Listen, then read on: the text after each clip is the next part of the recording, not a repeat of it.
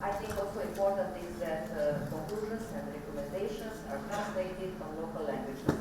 So at least part of the study is also available for the broader interested public.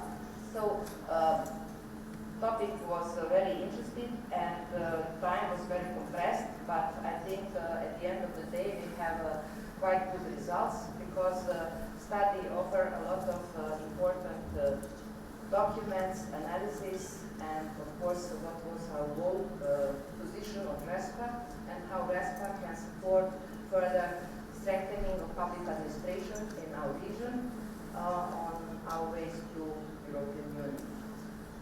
So I like to start from the European Commission, but maybe even before that, for those who don't like right sizing but prefer more right-sizing prefer more than downsizing, I like to quote our first sentence from the study from Francis Fukuyama, which says that much more important than the size of government is its quality. There is a very powerful correlation between quality of government and good economic and social outcomes. It was also our inspiration. Second inspiration was, in fact, this interesting infograph from the European Commission side explaining which aspects of public administration we need to take in our consideration during the development of study, because what was our joint goal is to produce transparent, accountable, and effective public administration, and of course it is something that can be evaluated through the regular reports from Commission side and also from the users of public services. So public administration in Western Balkans should be with the good strategic framework. What was also already explained, almost each country in the region already produced strategic documents, action plans, or are in the process of finalization of that document. So main challenges is in fact always good coordination and implementation of action plans. Service delivery, transparency of administration, public finance management. Also with public administration reforms, public finance management is a parallel strategic document. In some cases it is introduced in fire strategies itself, but in some cases it is also a separate document as one of the preconditions for direct budget support. Also what is important with pre-accession assistance from Commission side is good interministerial coordination, what is also the case in our countries, but of course we need to continue to work on that, and nothing without human resources, so good HR plans and HR management is also part of public administration reforms.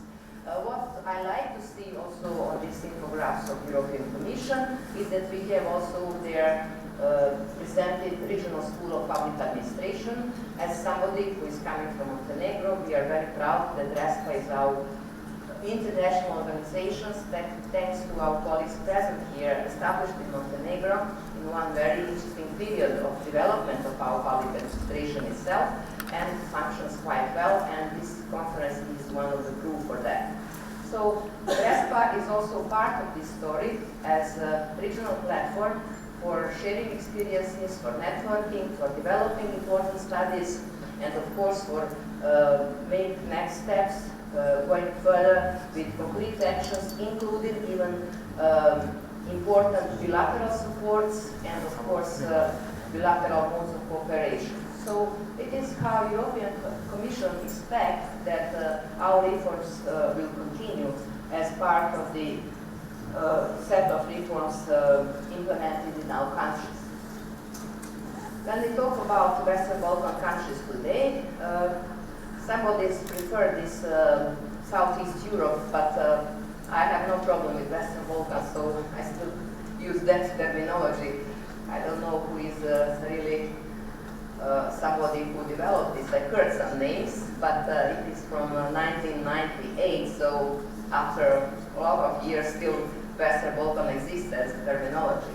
So When we talk about Western Balkan countries and European integration path, then we can conclude, obviously, that we are in different stages of integration with the different economic challenges today, but one task on the European agenda is the same, it is strengthening of public administration. So this study is focused on that, and of course, even more focused is optimization policy. Optimization in the sense on effectiveness and usually cost-effectiveness approach. So study is about that, and study try to integrate all countries from the region, beneficiaries of these results, beneficiaries of ReSPA activities. How we developed this study, I like to mention again that we start with communication with countries, and we develop one very interesting form. It is usually named questionnaire. So we introduce from the early beginning ReSPA beneficiaries with their contribution, with sharing of documents using open government data and something what is officially published by public institution or as internal documents. We start to work on content analysis and with intensive communication with countries. So together with this work on our region, we also include theoretical approach and of course European Union experiences. We select few member states and of course try to compare indicators from European countries, EU countries, and indicators what we can produce based on our own data, officially produced by our institutions, and to compare how we are regarding quantitative indicators usually used for this kind of studies. So integrating theoretical approach, EU experiences, optimization policy itself, implemented in EU, implemented in our countries.